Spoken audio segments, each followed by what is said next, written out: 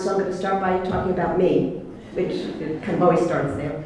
I'm a New Yorker. I was born there, grew up there, like you visit things from Brooklyn. And when I had the opportunity to come to Richmond, I just thought that's not going to happen. I don't drive. My hair does not do well in humidity, and it just can't. New York, Richmond, what's there? So I came down here. Fortunately, I fell in love with the Brand Center and the opportunity. And very early, and I've been here 3.3 years now, I met Bill very soon after I got here. And as you'll see as he speaks, what's so amazing, I pop a lot, I'm sorry. He introduced me to Richmond. Richmond had a lot going for it anyway, but watching the metamorphosis of the Valentine, and Bill's involvement in it and his role in the city is also what helped me fall in love with the city. I go back to New York now and I go, what have I missed? I don't miss anything. Everybody there is looking to go somewhere for a purpose unknown by anyone but themselves, and no one stops to look or see anything. And through the Valentine and through Bill, I learned some of the stories of Richmond. I learned how the good of the city, the bad of the city, there's a lot of beauty and a lot of ugly, and it all lives together very comfortably. One wonderful thing I read that Bill had said, that the past is used to inform, is it the future or the present? It doesn't matter, both the future. The present is pretty good too. I remembered it. If you look at the Valentine, what it was, what it is today, it has the same kind of evolution that the city has had. Someone said to me, you're going to go through a lot of culture shock when you move to Richmond. And I said, being a writer, I'm sorry, maybe a little tacky, but I was shocked by the amount of culture I found here. If you haven't been to the New Valentine, you should go. If you have not been to the Quirk Hotel, you're crazy, go, it's amazing. If you haven't been to the BMFA and seen the Rodin exhibit and the new wing that opened, the new collection, it is absolutely marvelous. This is a Class A city, and I don't want to tell too many people, because like everyone, when you fall in love with the place and how it is, you just don't want it to change. But things change. And I guess that's because time goes on, and now I'm going to introduce Bill Martin.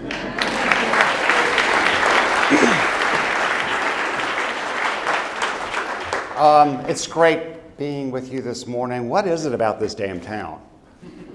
It's this really sort of strange place that we've chosen to be, and to talk about this morning, to talk about time, actually is pretty important in this building, because we talked earlier about how wonderful this building is.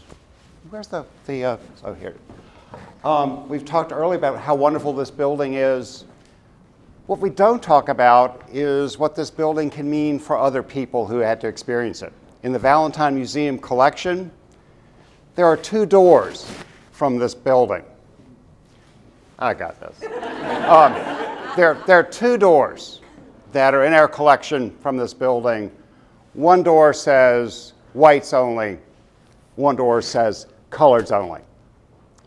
So as we celebrate this beautiful space, I think one of the things that makes Richmond special are these things that exist over time that allow us to deal with who we are as a city. It's what makes it special. Sometimes it's nasty, sometimes it's dirty, sometimes it's beautiful, but it's in all the stories that we can tell. From the early people that settled here, that's a story that we don't hear about much, to a group of rebels who came to Richmond, where Patrick Henry did that great liberty or death speech. Was liberty for whom? Not everyone that lived in the city heard that speech or did it apply to them. And we live with that tension. And of course they come here, why? Maybe because some of the reasons that we've come here. Because it's a place that you can escape to think. When these guys came to Richmond, there were only 800 people in the entire city, and the reason they came to St. John's Church is they wanted to find a place that they could hide where no one could find them, where they could do something bold. And that's what St. John's Church means. That's not the story you hear when you go for a reenactment. We hear a lot about the beautiful river, right? It's a great place. This is an amazing watercolor that's in our collection. But I will tell you, what's important about this one image is there's the caption. And it says, where men, women are bought and sold like cattle in the market. So again, it's these combinations of beautiful images with the stark reality of life in the city that makes it a special place. It's the capital. It's about people like John Marshall who altered what the Supreme Court actually does. If it weren't for him, there would be no judicial review. The basics of what we are as a country come out of the minds of people in the early part of Richmond's history. The ability to have a free exercise of faith. Did you know that right on the corner, downtown, for the first time ever in the history of the world, a government said you have the freedom to worship any way you want or not to worship. It happened on a corner in Richmond, Virginia. And so when we connect with all these words that we use all the time, and there are lots of really weird words that we use that change, and I think that that's where Richmond can help us. Because think about the words that you guys use all the time, that almost over time mean nothing. Who in the room is going to say, I'm not creative? Who in the room is going to say, I don't work for a diverse company? Who is going to say, I understand race? Words change. A Republican, a Lincoln Republican, would not recognize the Republican Party of today. Is the plantations that exist along the river, are they romantic places or places of brutality? We talk a lot about the Confederacy here, don't we? A lot. But what if we switch that story just a little bit and actually put a different context on it? We could make the case that Richmond was occupied by a rebel and foreign army. It was never a legitimate government, and in fact, Richmond never voted to leave the Union. If we were using this example today, we could talk about the same things happening in Syria. But you have to think about it differently. You can't accept the things that we accept in this moment, in this time. It's pulling away from time and actually asking the question, what does it mean? What are my values? And how can I influence this? It's about an amazing city, isn't it? An amazing river. And so at the Valentine, we really begin to take all of these things that we think we know, like we think we know this building, and we begin to take the 1.6 million objects that are in our building and go, what did they mean? What do they mean? How can we use them to create something very different? And everything we think can be seen in this collection. What's a woman? How does a woman express herself? Is it like this? We have an amazing costume and textile collection. This is an 18th century dress worn down the river in a plantation here. How can women express themselves, their identity? What are the roles of women? This is a mourning dress worn in the years after the Civil War in Richmond, when the sole role of women in Richmond after the Civil War was to bury the dead and to officially mourn. Imagine being in a city where there were more hospital beds and prison beds than there were for the living. That has an impact on who you think and your psyche. Imagine being this remarkable woman, Betsy, who's an enslaved woman who worked for the Wickhams, who are associated with the Valentine. Imagine this dress, 1780, 1790, 18 to 1820 was a very radical period for women too, as we're sort of deciding what this country is going to be. That's not nightwear. That's actually what you'd wear in the daytime. There was very little under it, and in fact, there are stories told of women during this period who would wet themselves down before they went out to make the dress more revealing. It's true. You don't really think about that when you think about the founders and this, but it is in fact true that Richmond was the center of this very radical period in Richmond in American history, 1780, 1790 to 1820. It's a period we forget, and yet women are on the streets like this, expressing themselves in a variety of ways. What is women's work? Do women get to vote? What can women wear to work? We actually have a pantsuit in our collection that's probably one of the first pantsuits ever worn to work by a woman in the city.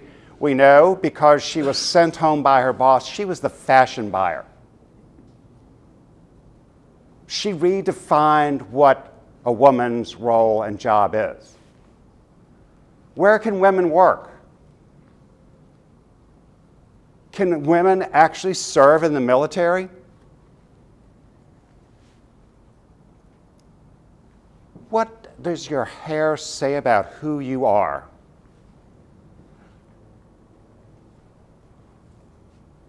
And the beautiful things that you can wear. So balance, see, it's Richmond again. It's balancing these amazingly beautiful things, this 1955 Balmain dress made for someone in Richmond, with the reality that this is the first uniform for the first woman street cop. So what we can help define through our history by looking at our place in time, what is a woman? How do we express gender? This is actually boys. And while we always assume pink and blue, boys and girls, in fact, 1900 didn't exist. Boys could wear pink, girls could wear blue, and in fact, the switch was kind of this odd thing. So the things that we think we know, we don't always know, and it changes over time. Who gets married? Who can get married in Virginia? Who can get married in this country? It happens on the streets here. Now I'm going to trip down a place that's kind of hard, and let me know when it's time for me to, because I can just go. But I am really kind of fascinated by the important role that faith and what we actually believe and our values actually mean, and that in fact not much happens unless it's motivated by a set of values. It's not about the time you're in, but it's what you believe about yourself and about what you can do in the community. The Baptists are interesting. I won't ask how many Baptists are here. But the Baptists come to Richmond right after the Revolution, really, and establish a church, and it's a very radical church because blacks and whites worship together. And that changes in 1800 when there are rebellions, slave rebellions in the South, Gabriel's rebellion in Richmond. And the church, this radical church, breaks up over the issue of slavery. And so the white congregation moves one block from this building that's on the VCU the medical campus, and the black congregation remains there. And they both remain there one block from each other, existing together. Or how we memorialize our faith. This is a monumental church. It's down also on the medical campus. Pretty interesting story here. There was a terrible theater fire in Richmond in 1811. And what happens is it happens on December 26th, the day after Christmas. And basically there was a little bit of a fundamentalist revival going on in the world at the time. And what they were told was that this is what you get if you go to theater at Christmas time. So don't go to theater next week. No, actually they did. And so to make an object lesson of it, they put the bodies, because not everybody survived. In fact, the governor dies and lots of other people die in the fire. They basically parade the bodies around town in boxes to make sure that everyone knew that this is what you get if you go to theater. And then they commissioned Robert Mills, really America's first architect, to design a place for those bodies to rest. If you have time, you should go see it. It's about the amazing presence of Richmond's Jewish community. What you wouldn't know today is that 8 in every 10 males in Richmond in 1800 were Jewish. It's how do we express our faith? And what difference does it make? And I think it actually makes all the difference in the world, and we need to embrace that part of our history that says that if you can believe anything you want to believe because Jefferson says it, and you can come to Richmond and do it. It's about how we amuse ourselves and the places that we go for fun. This is actually Forest Hill Park, across the river. In the 1890s, trolley lines were established that deconstructed the city along the lines, and basically deconstructed the city along the lines of race and religion. And so white folks of a certain occupation moved to a certain part of the town, and that's when Richmond really deconstructs itself around occupation, race, and a variety of other things that are expressed really by these things like the trolley cars. What do we do? Where do we find our fun? Where do we build our separate lives? This is an AKA cotillion. Anybody know what an AKA cotillion is? Would you like to tell us? Because these guys won't know. The AKAs are sororities that are historically black, and they have kind of like a debutante ball. I think that's the best way I can describe it. It's a really important social, sorry to put you on the spot, but I mean, I think that we live in these separate worlds, and we don't even step beyond those worlds and know that there's this amazing life going on.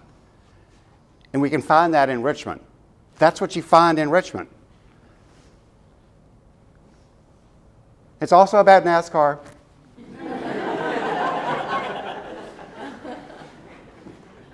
But you can't move beyond the conversation that really you can feel it in the air, is what does this thing about race mean in Richmond? What does it mean? It means that parts of Virginia was actually sliced off. West Virginia was actually sliced off from Virginia because they opposed secession. It's about people who created the mythology of the South. Edgar Allan Poe, while an amazing writer, also helped create this mythology of the South. But put this up against this object.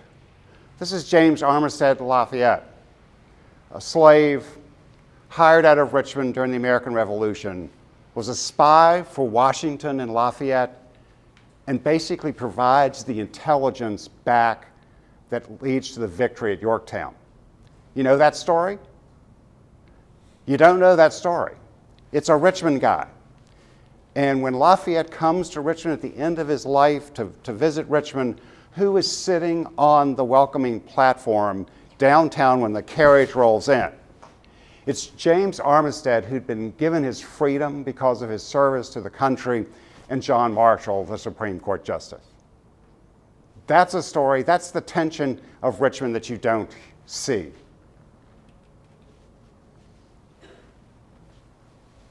It's people that have resisted forever.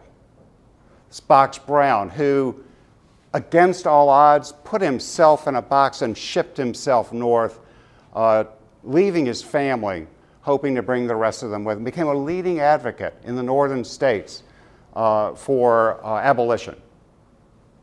It's about a city that destroyed itself around the issue of slavery.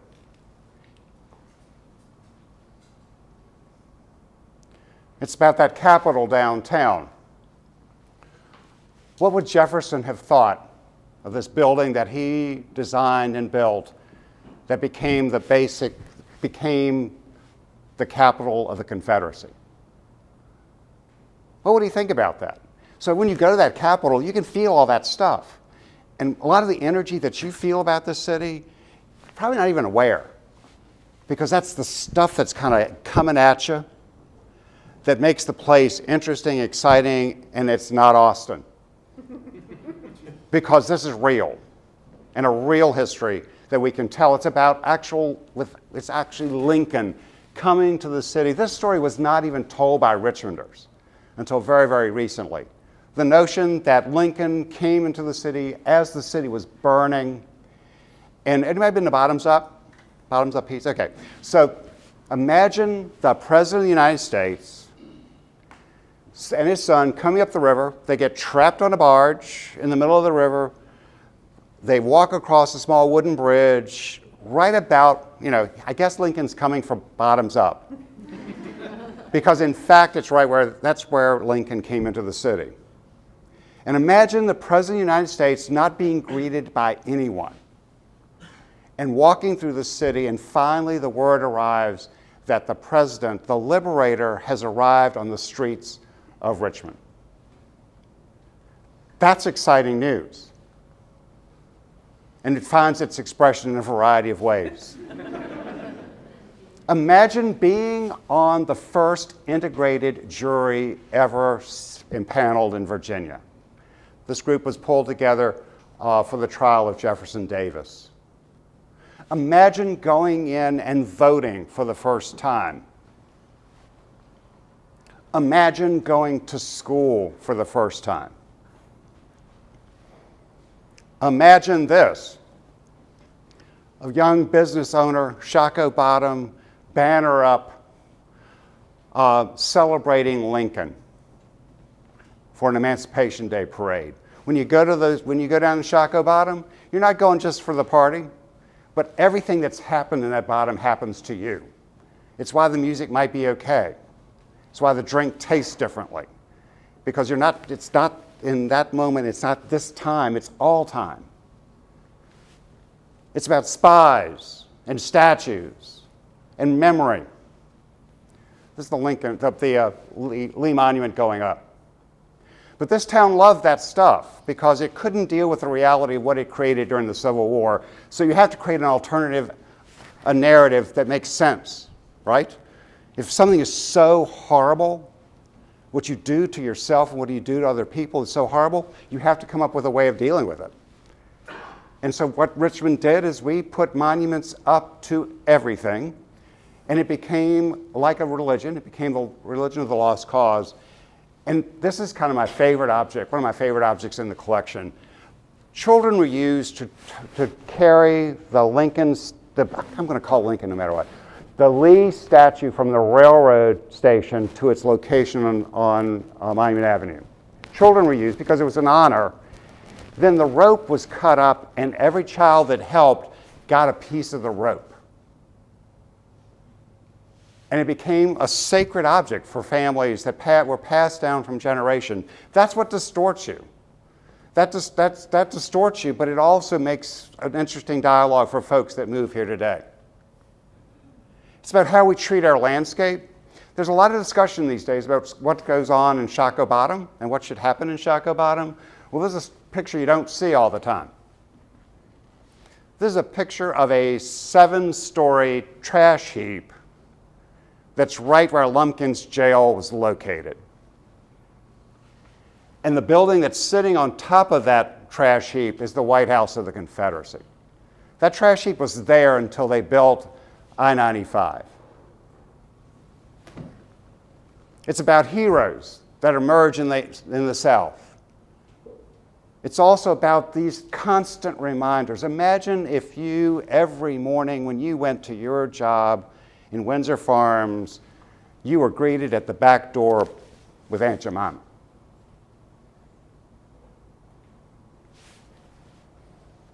Or if you came into this building and knew that you couldn't come in which door. And it continued really until the 1960s. This is also a great picture. In the 1960s, we did celebrate the centennial of the Civil War. And one of the things, by building a space dome, perfect way to mark the Civil War. But what was even stranger in all of this was as you walked in the door, there was a space suit with and so this guy was kind of flying above the entrance, and in his hand was a Confederate battle flag. It was like Confederates in space. And so, that gets really distorted. But these are the things, this is the privilege that we have of not sitting in the place that we are, not being trapped in the time that we're in, is actually looking around this city and finding the things that make it different, the things that energy, that tension, that can make this place yours. It's not being trapped in that time. It's not being trapped in this place. How often do we say, I don't have time? Well, maybe you don't, but maybe you can pull away from time. Pulling away from time and actually experiencing and understanding that no one's going to say, 100 years from now, that project took forever. The things that people are going to talk about 100 years from now are, can you imagine their courage? Can you imagine the values of the people that against all of this history, against all of this, basically said, this is a great place, I'm going to make it different. I'm going to take all of this, all of it, and somehow remix it in ways that mean something to my family.